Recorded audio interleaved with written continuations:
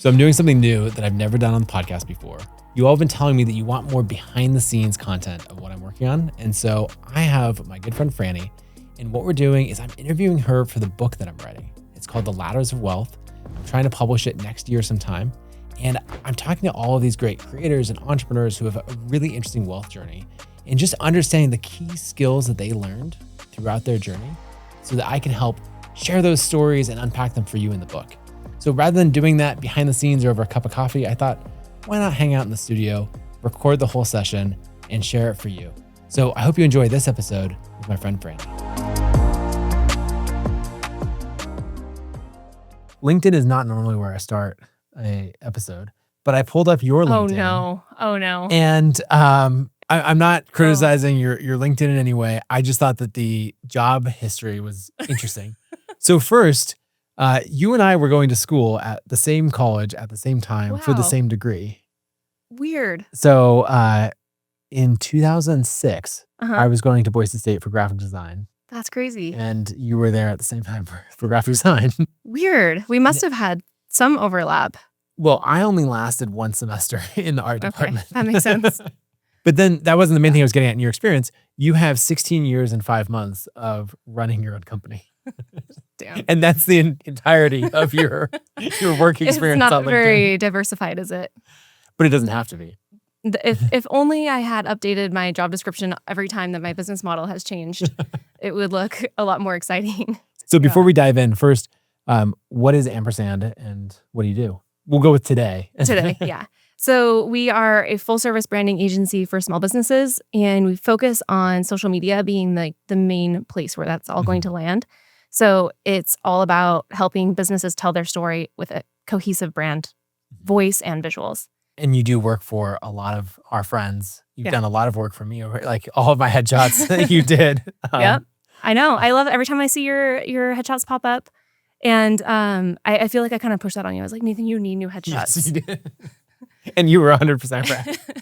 Okay, so that's the offering at its core, the core target. But give me a sense of the business, anything you want to share on revenue, number of employees, that kind of thing. Okay. So things have changed a lot over the past 16 years. But right now, where we stand right now, I am in a total reinvention phase because as of January, I bought out my business partner and I'm now the sole owner. And you two were partners for 15 of those 16 years. Wow. Yeah. So what I thought that last time I was here a year ago, I think it was July. So a little over a year ago, we recorded on your podcast about launching a membership program. We were launching this membership program to me and my business partner, Nicole. And that was this whole new side of the business. Like we had our agency, like helping people services, one-on-one services. And then we had our online coaching creator business. We had a podcast, the works. And that was July. We launched that program. We sold a bunch of annual memberships to it. And then in October, she came to me and basically was like, I don't know if I can do this anymore. Right. And I was like, that's okay. Like, it's okay if this is the end of the road for you, if this chapter is over. There was no like big crash and burn or anything. She just was kind of realizing that her life was taking a different path and she wanted to homeschool her kids and just be home, and she didn't want to be a business owner anymore. And so I took a step back. I hired a coach. I've been really trying to figure out okay, now I get to make all the decisions, call all the shots. I can do anything I want, which is a little kind of, it's like exciting, terrifying. and terrifying. Because she was always my grounded one.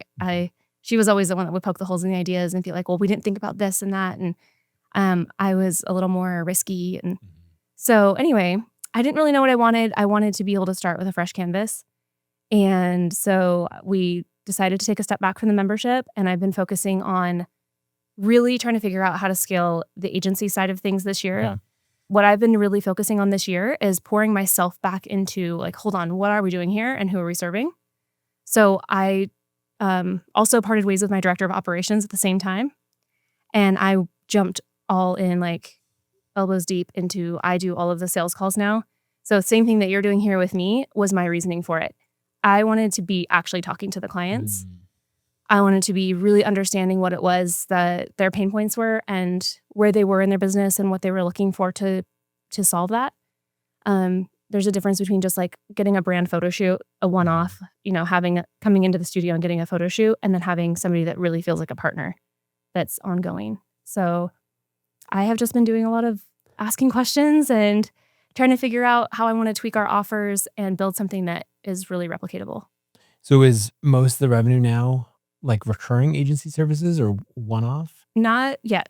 Okay. It's about half and half. So we do full management, social media management, but kind of the thing that's different about us compared to other social media agencies is that we have a full photo and video team in-house.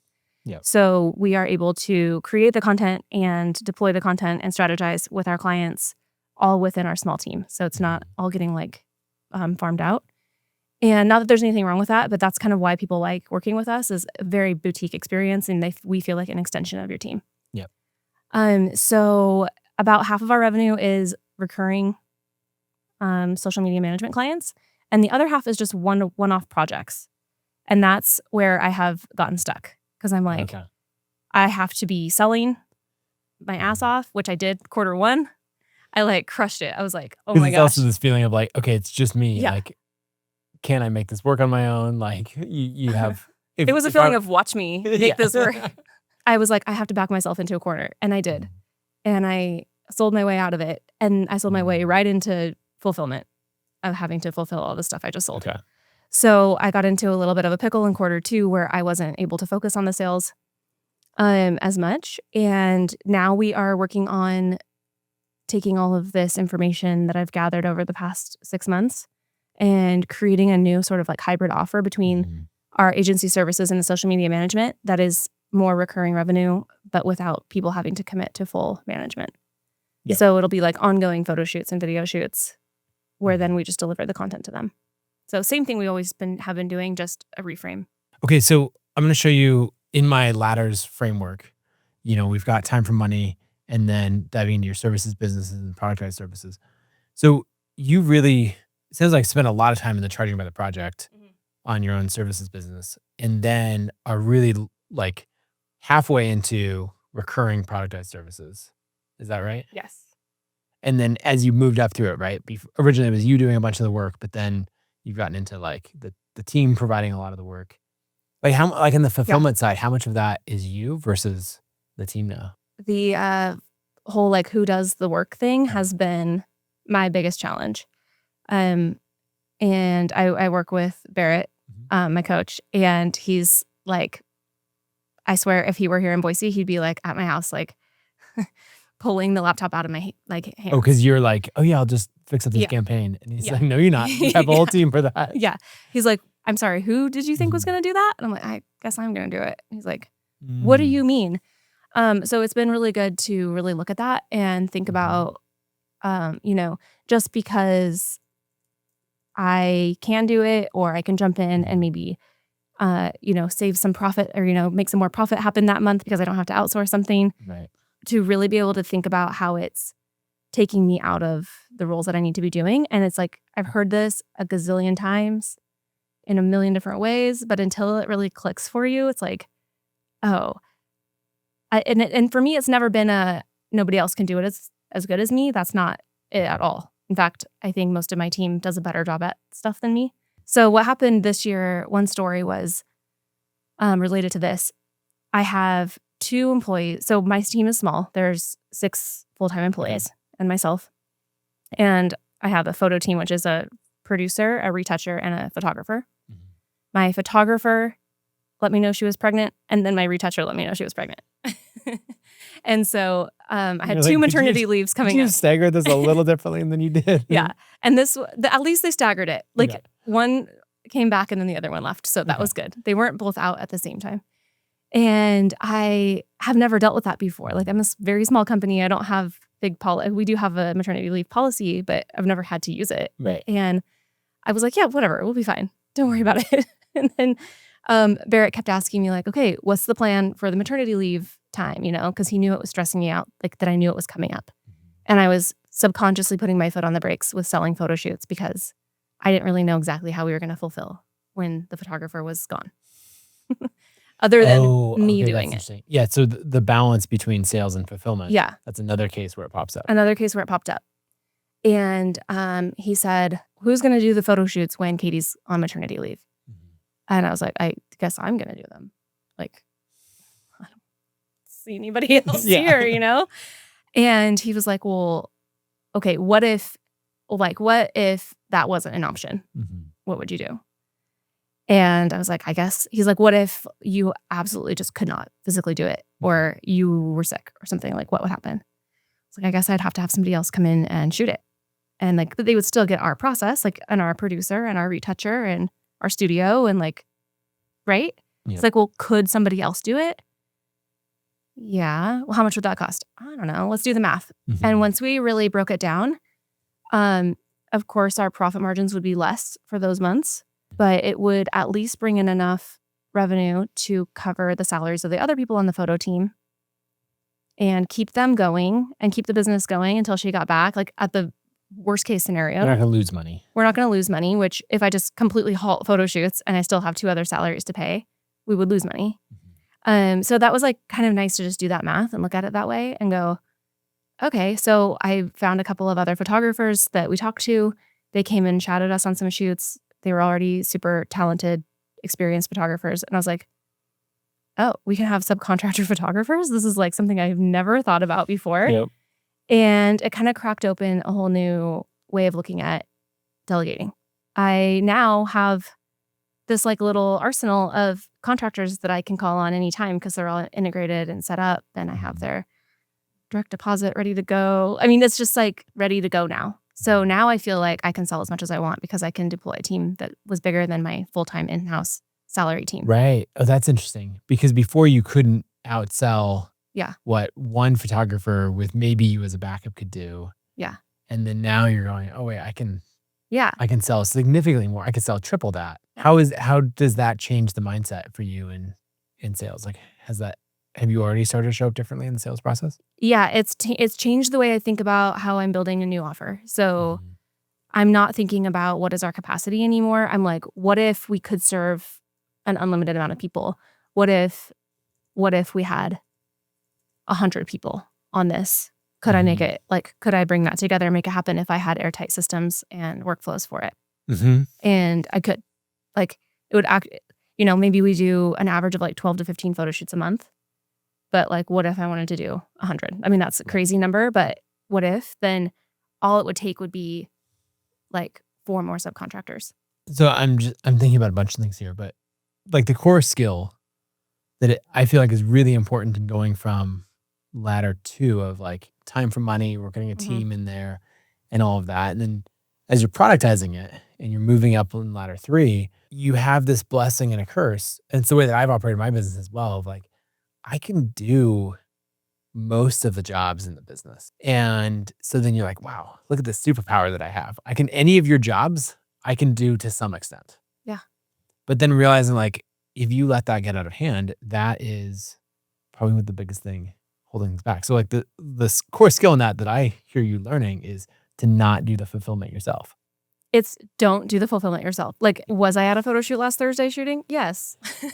It's baby steps. Right. But I am helping out right now still a little bit because Lauren's out and we're still trying to, the retoucher's out. So I'm kind of jumping in and helping out. My team is also trying to hold me accountable because I have declared that this is my new commitment. How did you state that to them? Well, again, back to lots of kudos to Barrett in this episode. And I think people know, a lot of people who listen to your podcast know who he is. He was on just a few episodes ago. So when you're working with Barrett, you have to make an actual commitment that you stay with for a while until you graduate from it, basically. Okay. And then you come up with a new one. When I release you, then. Yeah.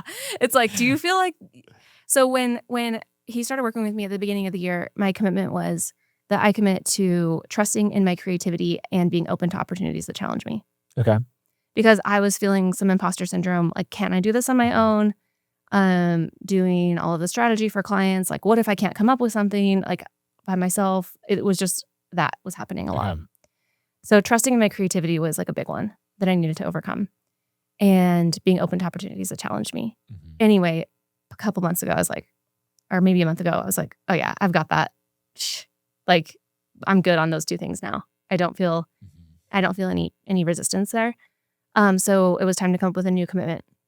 And as we talked through it, this visual of me being in the doer seat, we talked about how I can't, I have to be you're either in like sales mode or fulfillment mode, and you can't really be in both, or how he talks about being in growth mode or profit mode too, which is like actually a different conversation.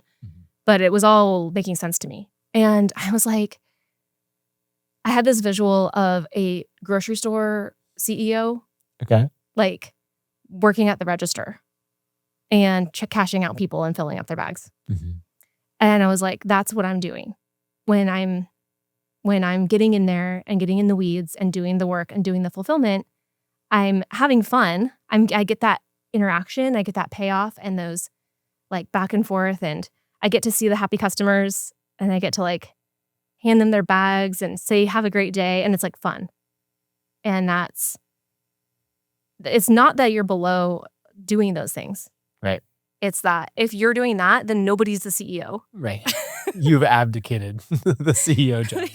Like there's a lot of cashiers. We are good. Like go, somebody pay attention to like what's happening, big picture.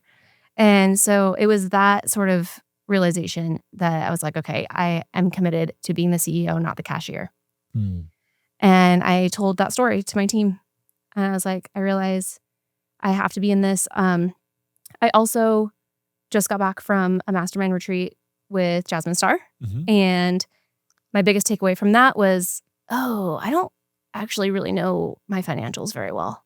Yeah. A lot of the women in the room have these huge businesses, and it was like going to Shark Tank. Like they could just recite their profit margins and their profitability in each department.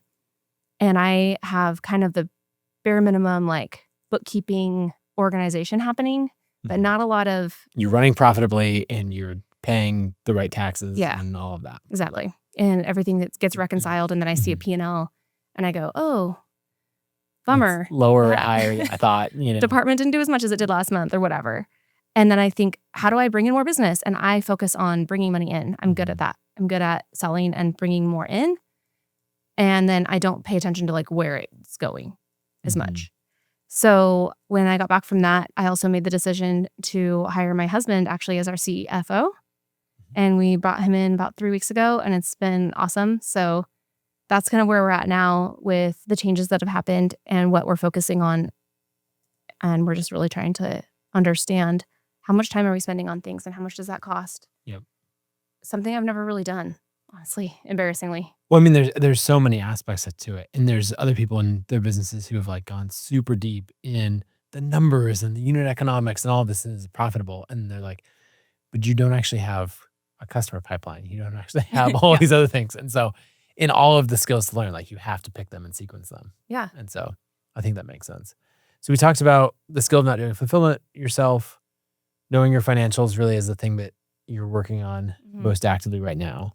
Let's back up in your career, because those are some of the like what's going on in 2025. I'm curious, is there a skill or something that you've learned that like you can think of it was a big inflection that once you mastered that or like got it to a good level, then it really had led to this big unlock over the last 16 and a half years? The people issues has been probably my biggest learning experience. You think, oh, like I'm everybody's always my whole life like, oh, you're so entrepreneurial. It's like, okay, cool. I'm going to be a business owner. I'm going to start a business. I don't know what I'm doing. I don't know anything about human psychology or like what I've never worked anywhere. Like I've never been on a team or worked at a corporate place. I had to learn some hard lessons on like, I don't know, setting expectations, first of all, I think is a big one. For setting expectations and also creating a very clear path to growth for team members. In my earlier years, I didn't do that. It was like, hey, like I'm going to hire you for this thing and then we grow together, right? And someday maybe you make more money if we make more money. And there wasn't a super clear like path to that. And that is another thing I'm working on right now, is like really trying to define like, okay, if we get to these certain numbers, what does that mean for the team? And how can I think about a rev share bonus structure or something like that to make sure that I'm, keeping that front of mind. But at the same time, even just the day-to-day people stuff, we were having like some drama, some toxic, weird stuff going on, as most workplaces experience. And I had never felt like that kind of anxiety around work before. So this is probably, 5 or 6 years ago. And it kind of followed us for a while. We would get rid of somebody and then hire a new person, and kind of the same problems would start happening. And I'm like, okay, this is me. Can you share what kinds of problems? When you're a really small team and you bring on, let's say you have a business partner, there's 2 of you, and you bring on a third person, they feel very close to you as the owners, right? So you're like almost like a 3-person, like a 3-legged stool. And so they almost feel like as another partner. And then when they are left out of a decision, something like that, the weird feelings start coming up, which makes sense. Totally makes sense. But you don't really think about it. You're like, wait, you're just an employee. Why are you getting upset that I didn't run this idea by you or whatever? And they're like, no, I'm fully invested in this. Like, I'm one of you. Right. And you want that ownership. But 7 years ago, you didn't co-found the company with us. Yeah. And that's a very hard balance. It's like it's a weird nuance, especially when you get to know people super well and you care about them and you love them and you're friends with them and you hang out outside of work and you do all this stuff.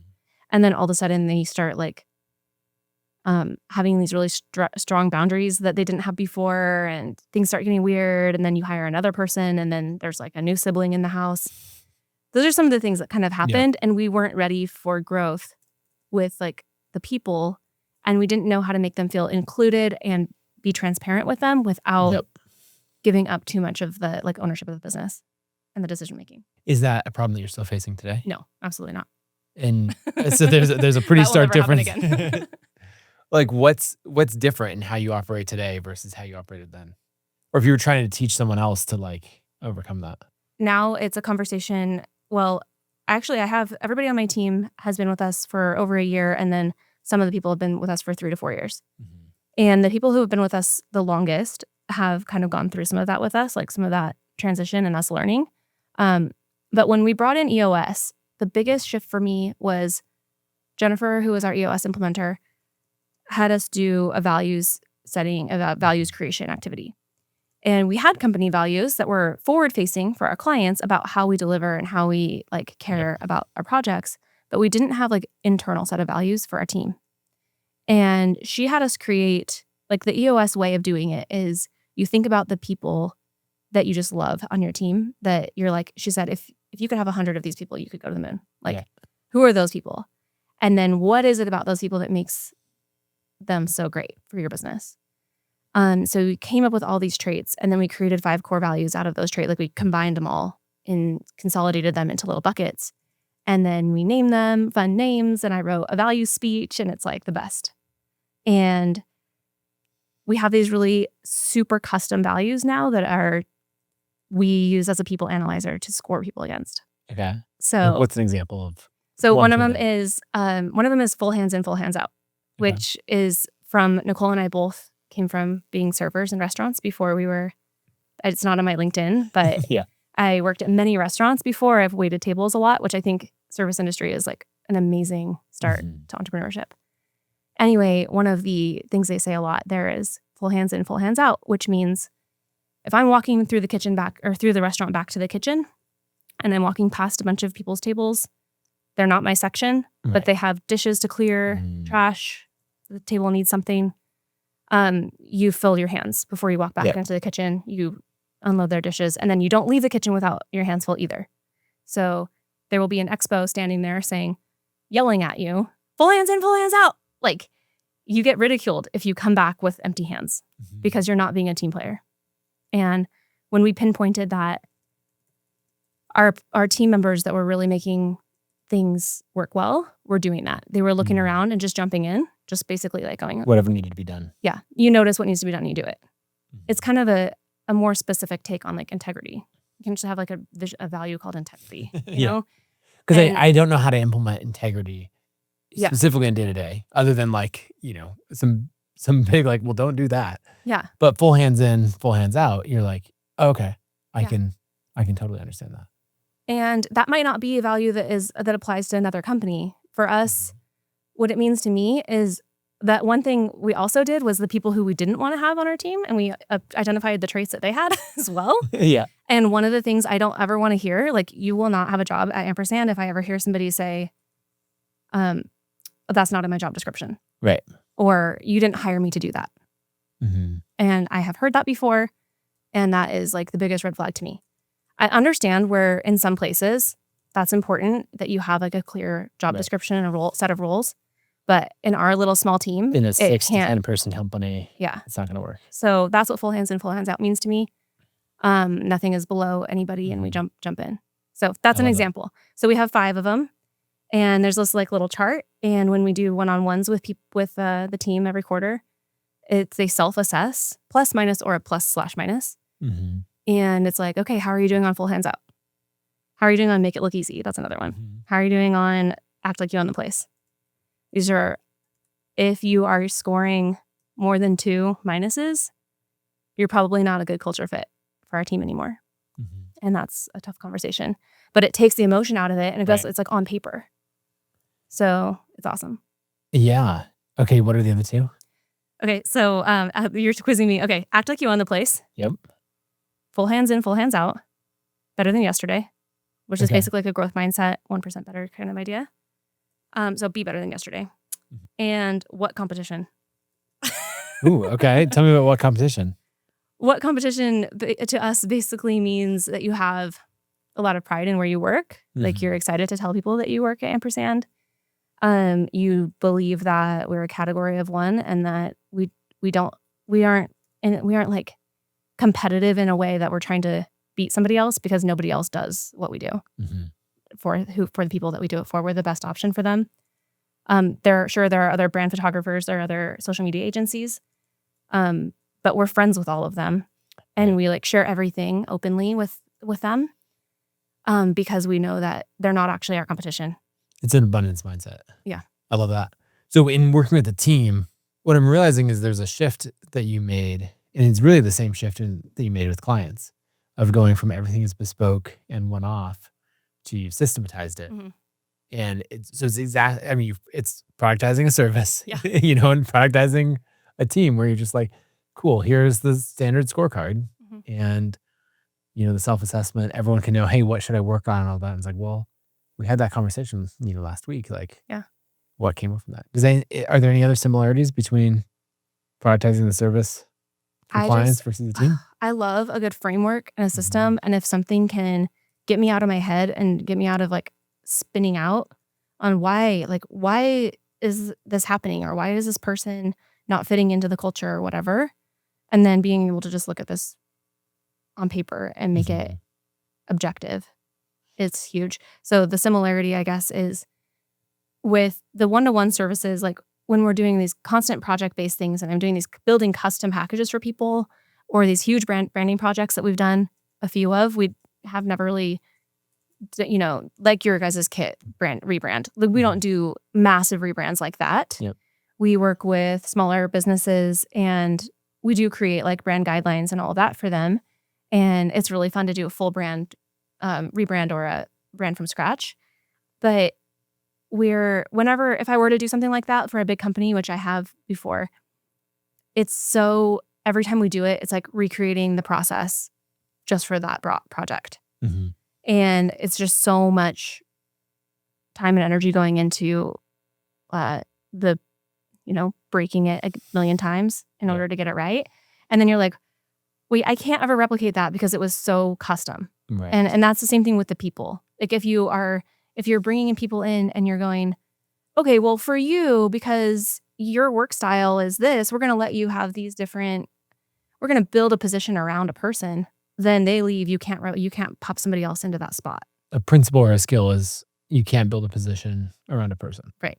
Yeah. Everything themes around them. You can't. Yeah. And same, them. You can't build a product around a customer. Oh, you can't build a position around a person. You can't build a product around a customer.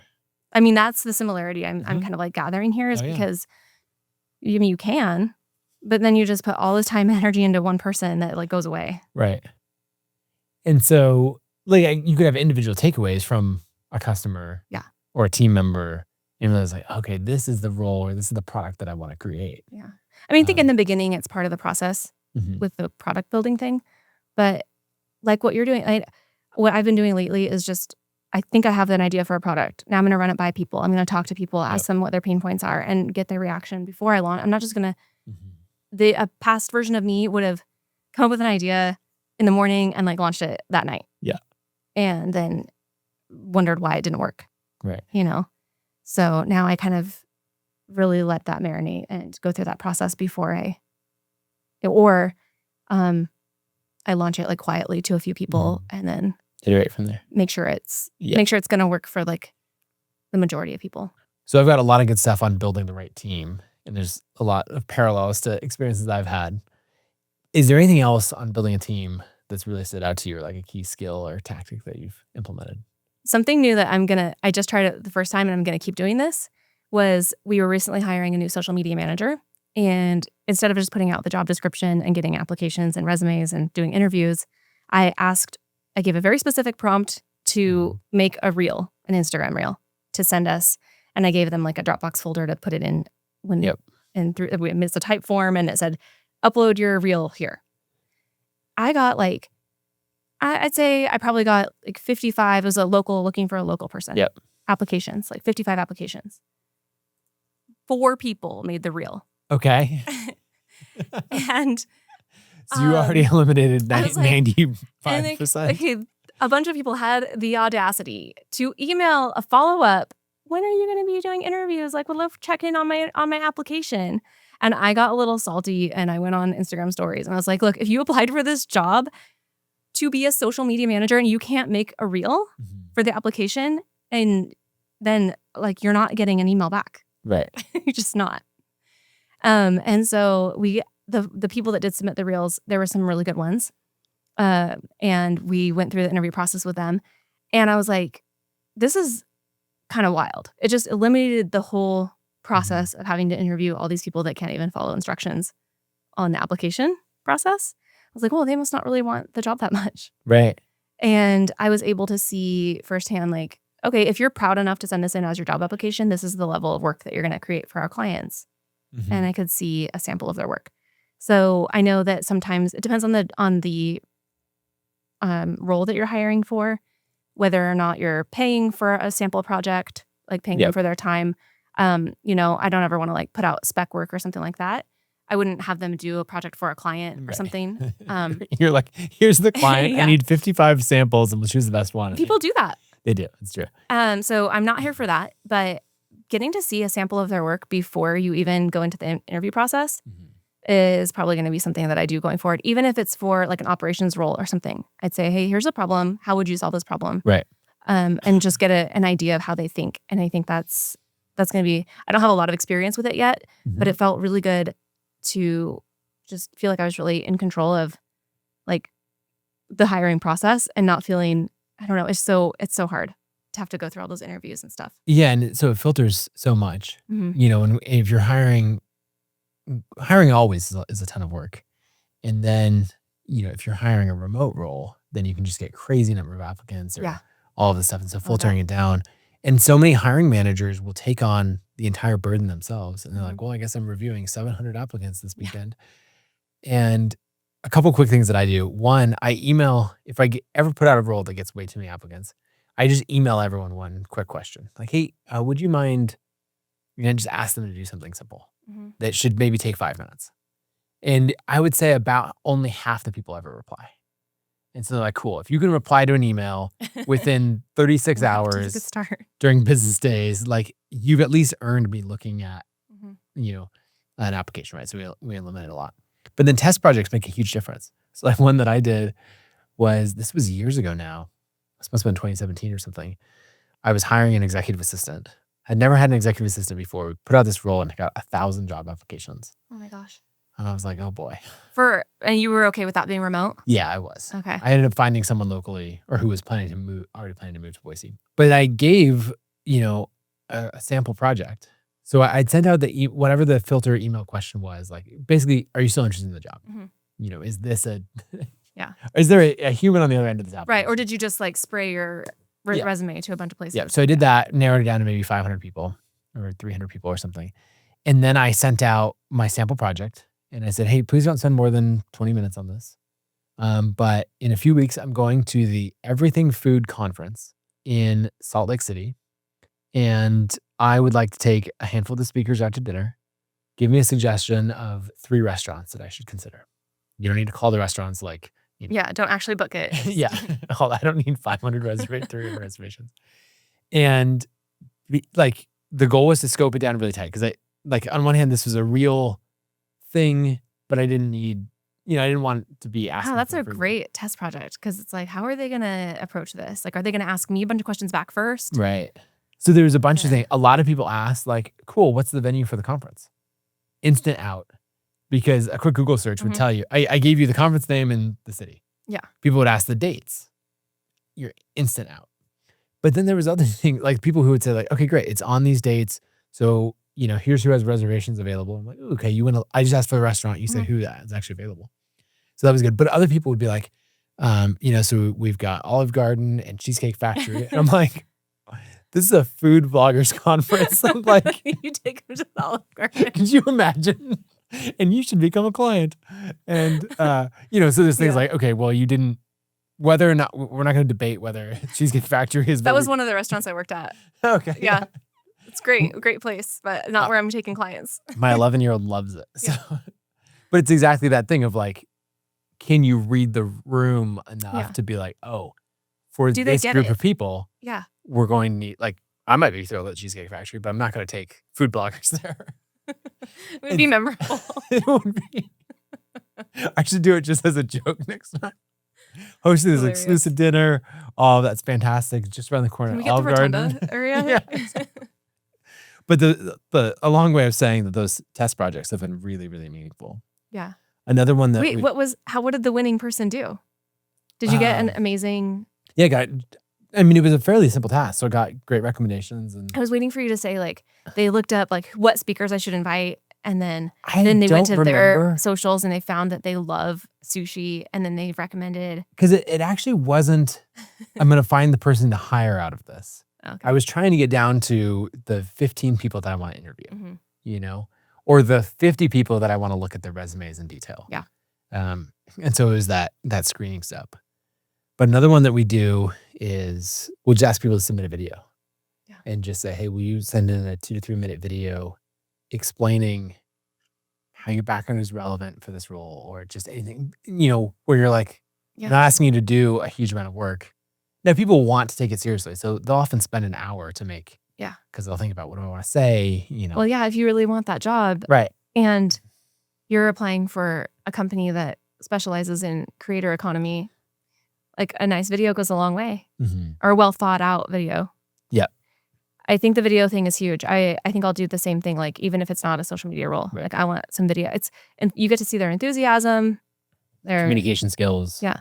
All of those other things. It's like, I feel like then there's a little bit of a like accountability for them to continue showing up that way. It's like if I applied for a job and I made this killer video, I'd be like, wait, this is like the standard now that I have to live up to. We've had a whole thing though, like with the real example, we had a whole phase in building Kit where I think we got too far into, it's not hiring managers in the sense of like people managers, but hiring managers who wanted to like strategize the work and all of that, and then outsource the actual doing of it. So it was like, oh no, I don't actually make, it wasn't in this case content, but the example of it, like I need to know what makes a good reel. I don't need to be able to make a reel. Right. And a learning and kind of a reframe that I have is very similar to yours of like, no, but you've got to be able to do like the core job. And I want to find out like at day 0, not day 90 that you can't actually do it. Yeah, that's great. Let's say you have a team of VAs that are doing actually editing it.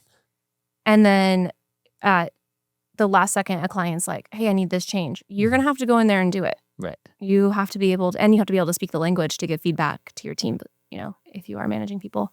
Yep. So yeah, I totally agree. I mean, something kind of like going off of test projects is like a trial period. where, like a working interview time period or a 90-day reassessment at the end of 90 days. I don't know. I haven't ever had anybody like not make it past the 90 days or anything. I have. Again, I'm only a small, small team. But I think if I were a bigger, scaling and hiring more people, I might be able to make decisions on hiring a little faster if it was like very clear. Like, okay, if you don't hit these KPIs, we're going to be. We had a web designer who we let go after 30 days, and he was so confused as to like, how am I being let go? All of that. And after all of the feedback, that was another thing. Like people often, no matter how much feedback you give, will be like shocked that they're being let go. But it was like, you haven't done anything in 30 days. There's always another excuse or whatever else. Anything else on building the right team before we move on to landing? Oh, I'm sure I could come up with more stuff. Have you ever heard of the culture index? Yes, not well enough to articulate it. So it's a little bit different than the other, the Myers-Briggs and the DISC and all that. It shows you on two charts who they are as a person, and so you get the top chart and then you get a bottom chart.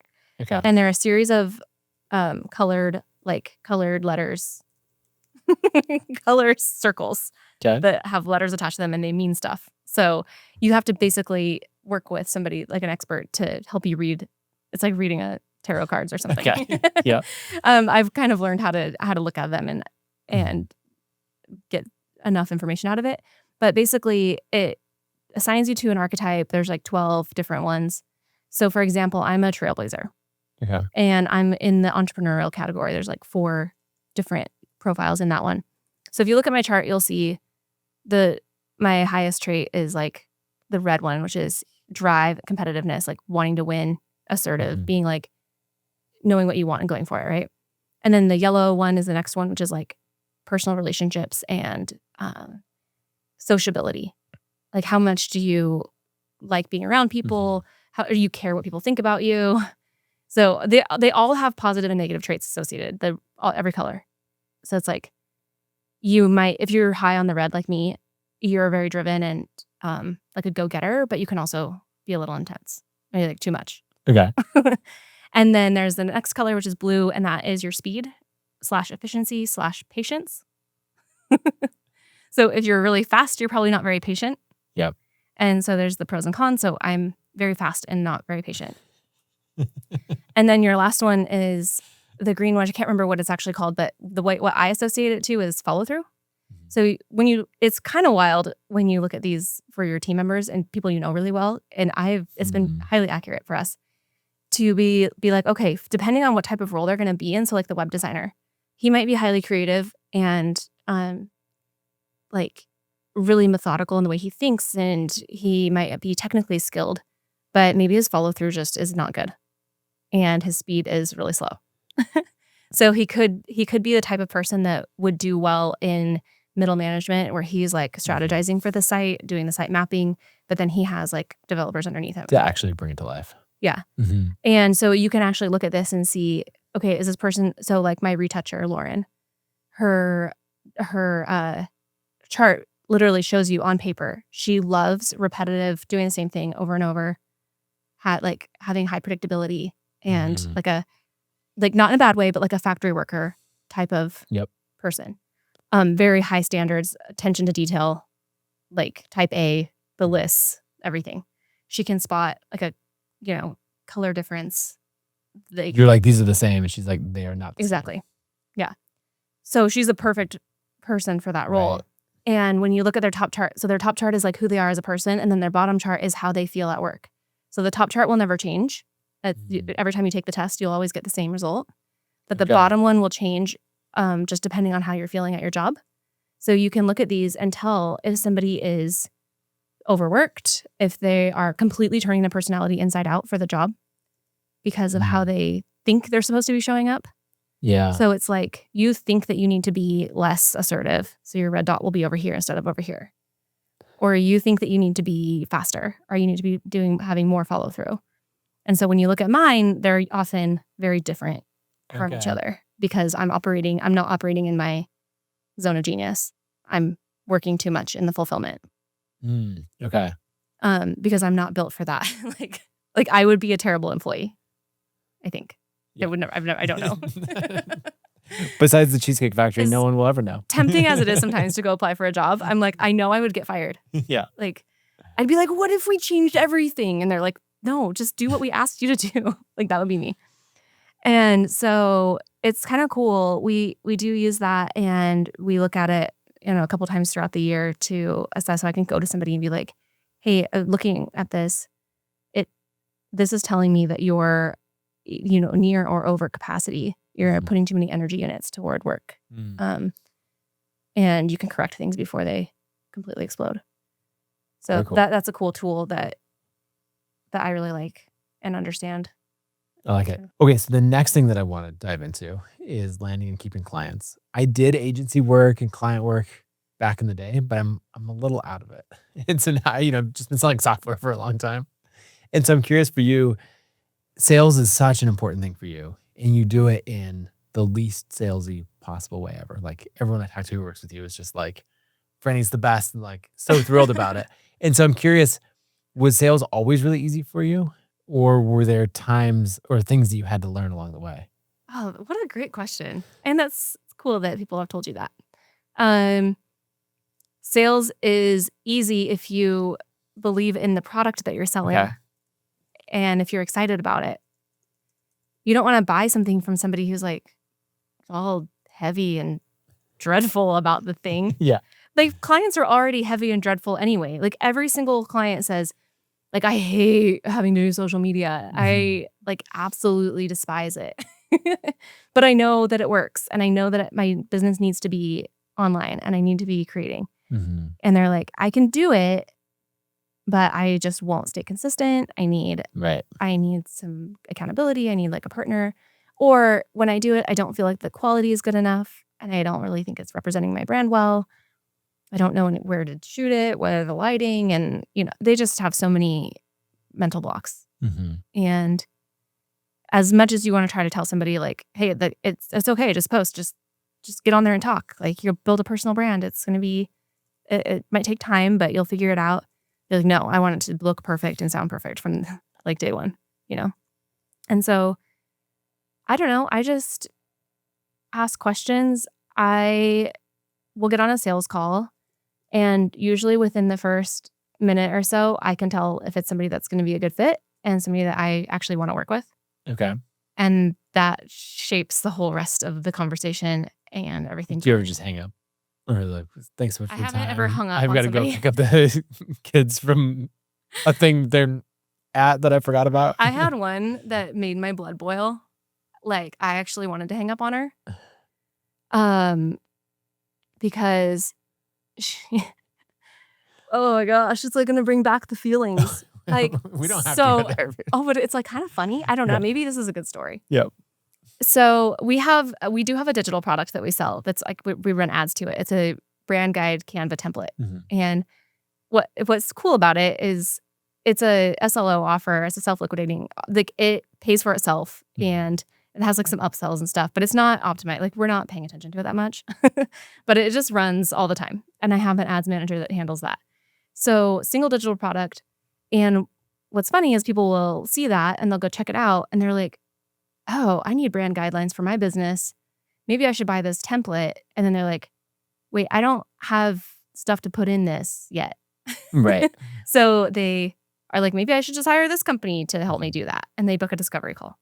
So I get a lot of discovery calls from people that found us from this ad. And those are not always the most qualified leads. But I have gotten some amazing clients from that too. So I think you don't want to shut it off, but you got to think about how to qualify leads. Right? Usually when I get these ones that are no's, it's because that's how they found us. If they're local and they've been following us forever, or they were referred by a friend, it's like what you said. They already are sold before they get on the call.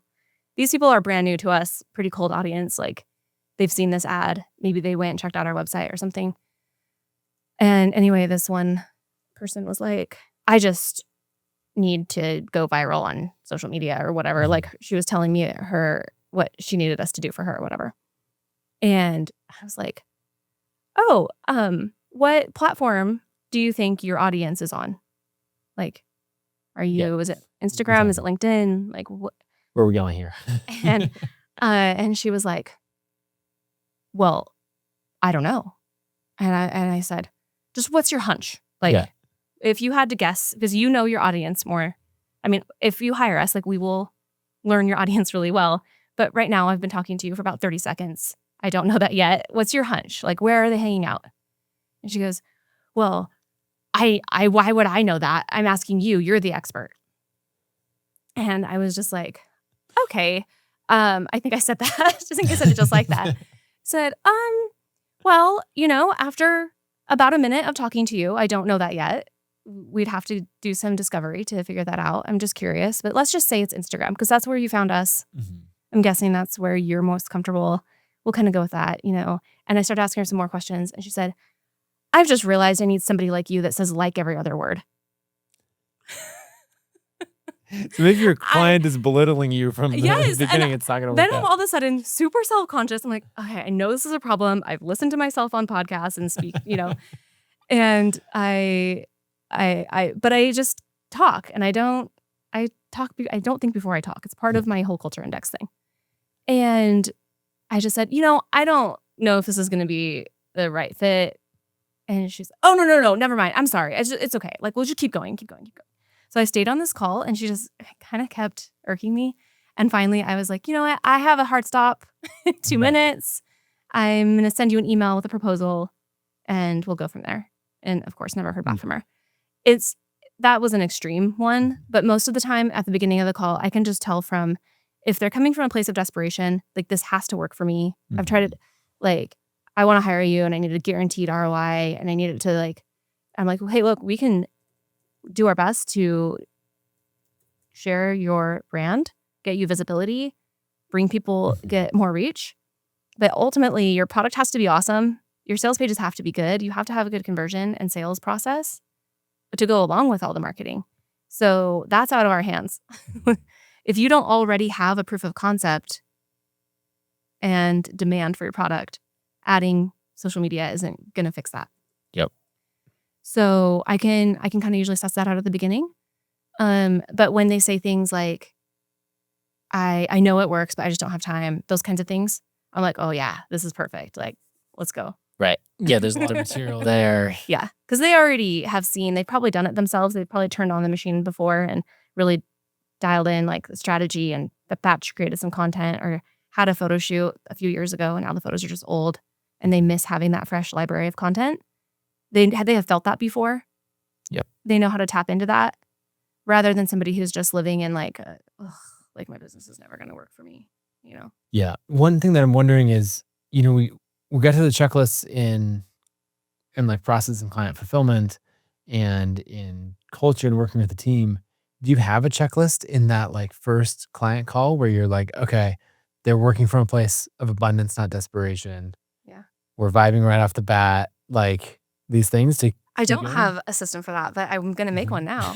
I have like it's more of like a vibe check with me where I get off the call and I'm like, yes, But there's probably the same 5 things that you're actually checking on. And if someone doesn't check at least 3 of the 5 or 5 of the 7 or whatever, you're like, I'm actually, the follow-up email is, I'm very against, I don't do well with confrontation on calls. So I rarely tell them like, this isn't going to work out. Like, but ChatGPT. But yes, but I would totally send the follow-up email and be like, hey, thought it over. I said I was going to send you the proposal, but I thought it over and like, it's actually not going to be a good fit. Mm-hmm.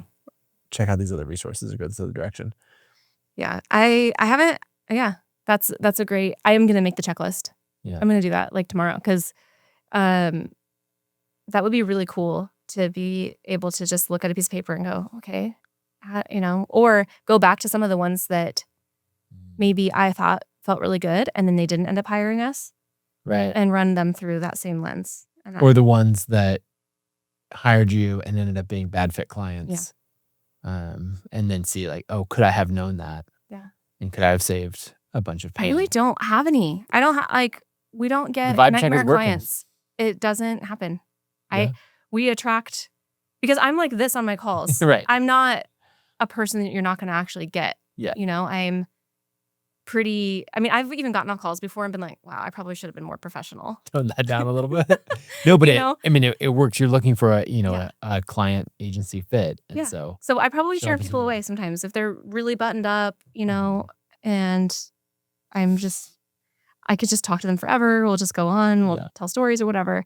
And those are the people that we click with. And they're like, I already feel comfortable with you. I'm Mhm. excited. I know that you'll be able to. And even though they're not going to be working directly with me, they still feel that trust in my team. Yep.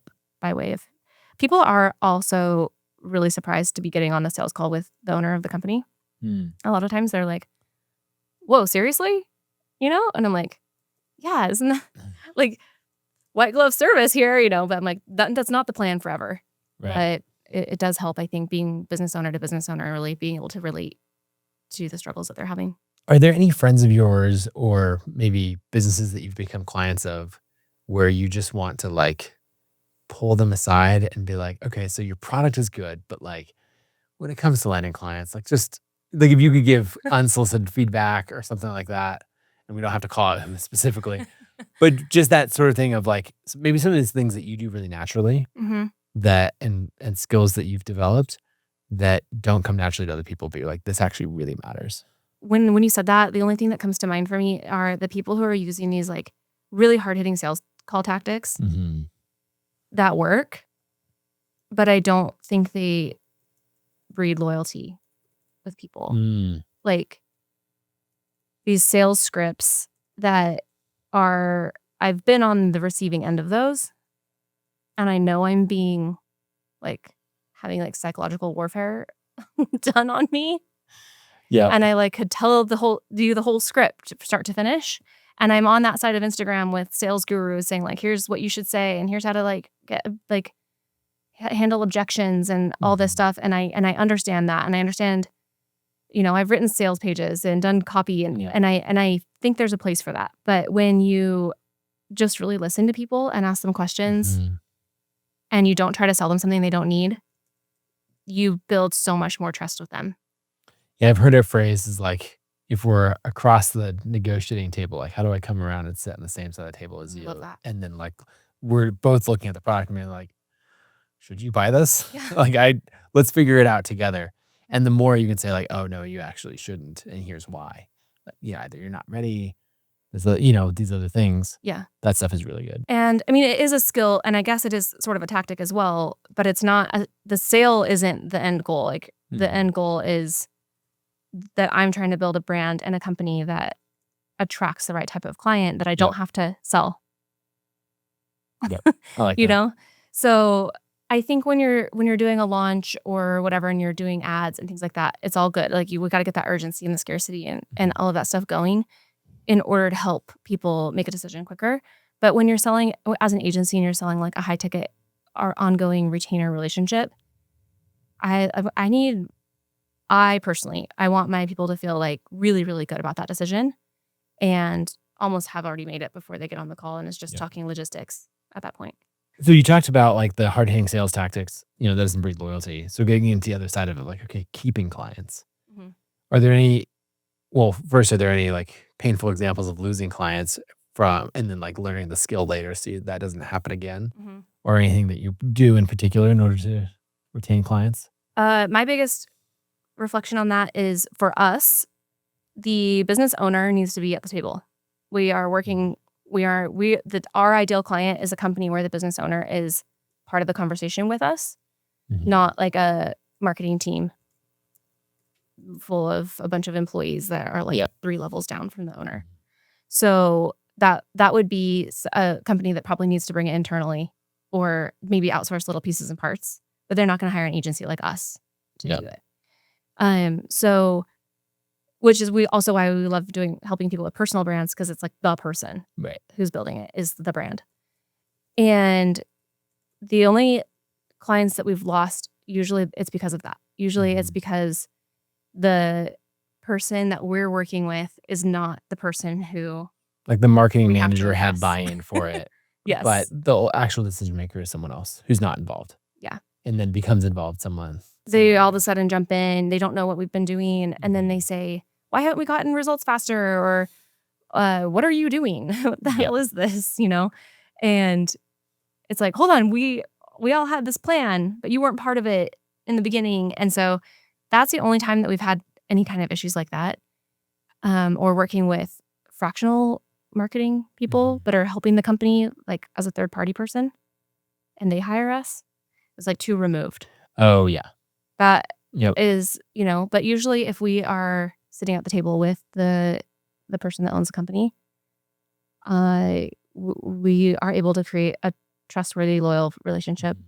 And if they leave for some reason, it's usually either like a major budget issue and they are like, we're coming back or something, or they like are completely shifting or bringing it in-house or something like that. That kind of thing. That makes sense. And oftentimes in that situation, they'll bring us in for like a few months to help train their team or pass it off. And then is there anything from like companies that you've been a client of or that sort of thing where, if you could pull them aside, you'd be like, let me teach you this skill related to keeping clients? Something else that comes to mind is this kind of is in both worlds, like watching the friends and also like being a client.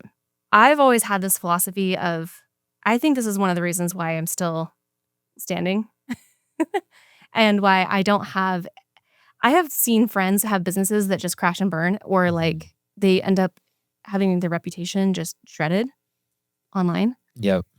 And knock on wood that we're thinking we're dealing with that.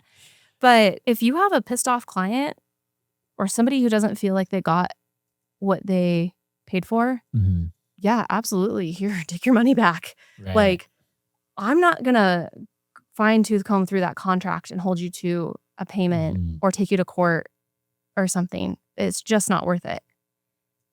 And I'm going to do whatever it takes to make it right, even if I lose money. And that has maybe happened once or twice in the whole 16 years. Yep.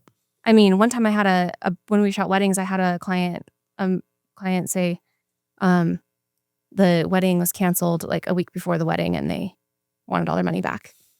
And we were like, what the heck? You got the weekend blocked. There's only so many weekends in the summer. And you're like, no one else is going to book a wedding 5 days out or. Yeah. And I'm like, do I want to deal with like a ticked off bride that just got broken up with? Like, no, I don't. And I feel bad for them. And I just like, whatever, as a business decision, like it makes more sense to me to give grace and then know that that's going to come back to us. And it's just always, I don't know, I'm not going to be petty over, hopefully I'm not ever in a situation where like, I don't know. You needed that to pay rent. Yeah. I'm staking my claim on this and then it's going to happen to me and somebody's going to be like, you were on Nathan Barry's podcast and you said, but really like I would much rather feel like somebody is just super happy with what we did for them. I don't want to take somebody's money if they didn't feel happy with what we did. Well, there's an abundance mindset in that as well, where you're not like, this is the only client I'm going to get, or this is the last money, I mean, there are circumstances where you're like, I was very much counting on that and I need this to work or that sort of thing. Oh yeah. I've been in that place where it's like, oh, this is going to really hurt. Or if something were to go wrong, like with a big project or something, and we have those things in place to protect us. And usually just knowing that that's in the contract will kind of prevent people from trying to take advantage of you or trying to go back on what they said. We do have policies like if somebody has to reschedule their photo shoot a bunch of times, at some point there's going to be a fee. Right. Stuff like that. But they know that before they request the reschedule again. We're cool about it the first time. And they're like, this is really expensive for us. We can't keep rescheduling. And they're like, yeah, no, I know your policy, but we have to reschedule. It's like, great, here's the fee. That's not what I'm not saying you should just not charge people for stuff. Yep. But you have the boundaries in place, but then. Yeah. If it's somebody actually upset. I mean, the side note, we also owned a stationery store in the village. I remember that. I didn't know you at the time, but I remember the store there. And I was always like, I think this also comes from my restaurant experience where like the whole like customer's always right thing is like not true, but it's embedded in me, If there's an upset customer, like call me. I don't care if I'm on vacation, like whatever. Get me on the phone. I'll talk to them. I don't expect my team to handle that. I want to be the one like actually addressing it so that the client understands that I care about that. And that I'm not just passing it off. So Nicole and I both were always very passionate about that. Or like if anybody's feels like they were misled or they didn't fully understand the expectations of what they were getting, and then they, it's like, yeah, okay, you're so we're going to take care of this. How about we do this? What if we did this for you? What if we throw in this extra thing or whatever? And it usually not only saves them from going around and writing Reddit threads and slandering you, Right. it actually will save the relationship, and they can end up being a great customer going forward. And often a big promoter. Yeah. I love that. It's an opportunity to, surprise them and show them that you're going to react differently. And I think I'm not sure how to articulate it, but it's almost like operating on a different level where when things go wrong, people want you to be right down in there with it and fighting it out and all of that. And so you like go down there with them and then don't fight about it. And you're just like, okay, that sounds good. Because you're also operating at this much higher level where you're like, look, I'm not on a 1 day, 1 week time horizon. I'm on a 10-year time horizon. And so I'm like, what's going to make this so that I can make it right? Yeah. And go on to, the vision that I'm trying to create long term. Mm-hmm. And so I often think about that of like, okay, I want to move on to the next thing. And so to just make that happen, a refund can end up being really, really cheap if you get all of your time and emotional energy back too. Oh yeah. Like my sleep is worth so much money to me. If I'm losing sleep over something, no, there's no amount of money that's worth. Mm-hmm. And I can't operate on no sleep. So very true.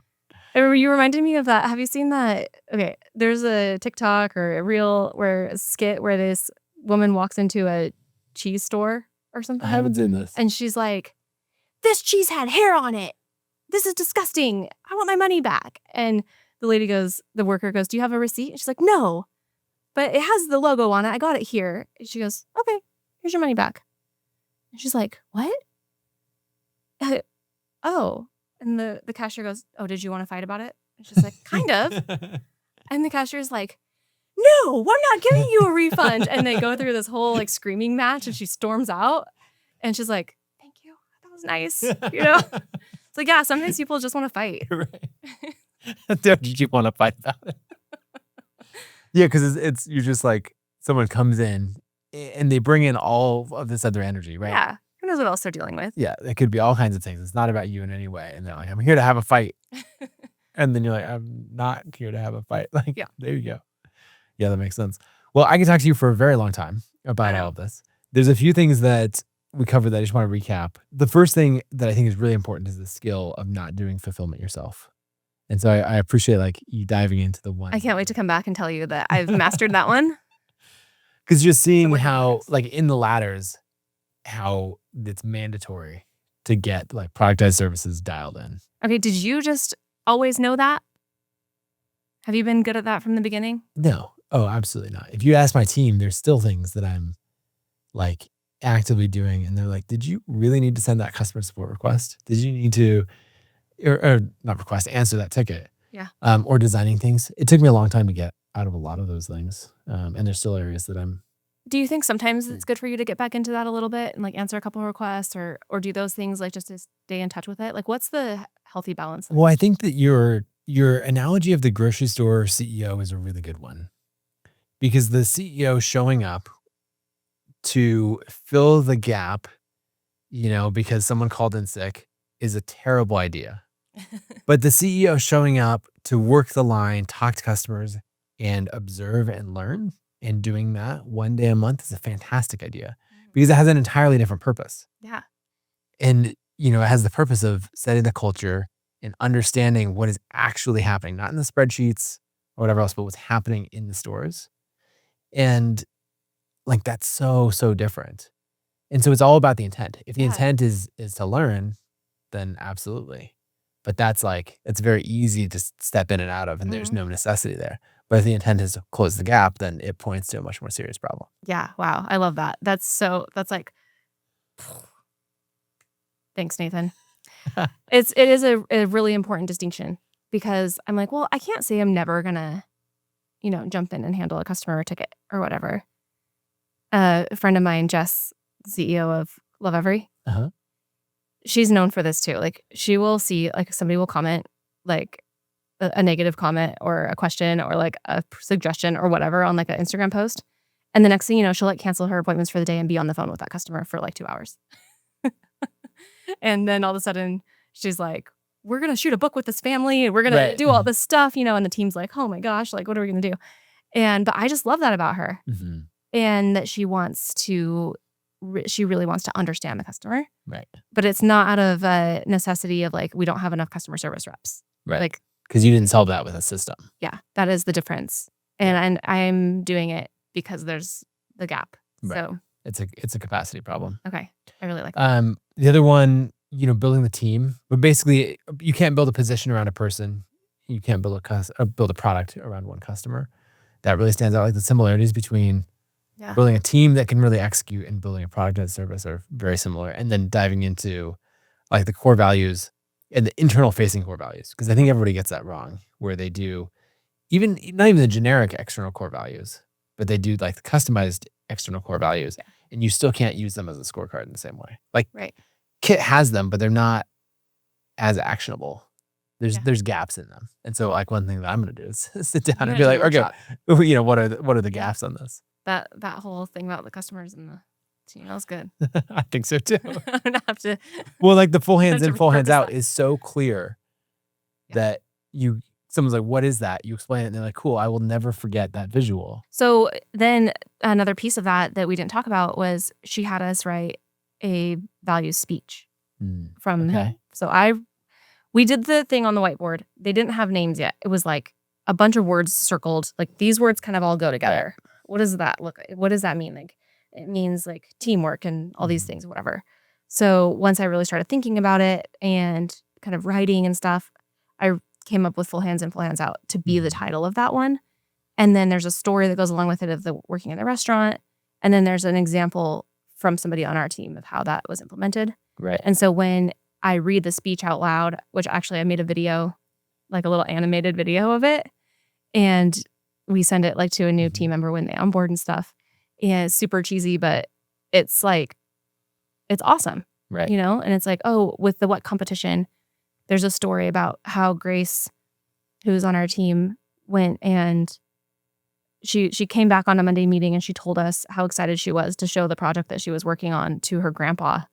And she had her iPad at the family dinner and she was like, I want to show you this project I'm doing for work, and telling her family about what she does, like her family that's like totally in a different, generation that doesn't really understand social media. And like that's what I'm looking for. So that story is in the values speech. So having those really specific things that people can really sink their teeth in is really cool. Yep. I love it. Last two things really quick that I loved. The test project. That's mandatory. I forgot. I mean, we do that, but it's not something that stands out. But everybody who, like, we are hiring, you just have to do it. It's so important.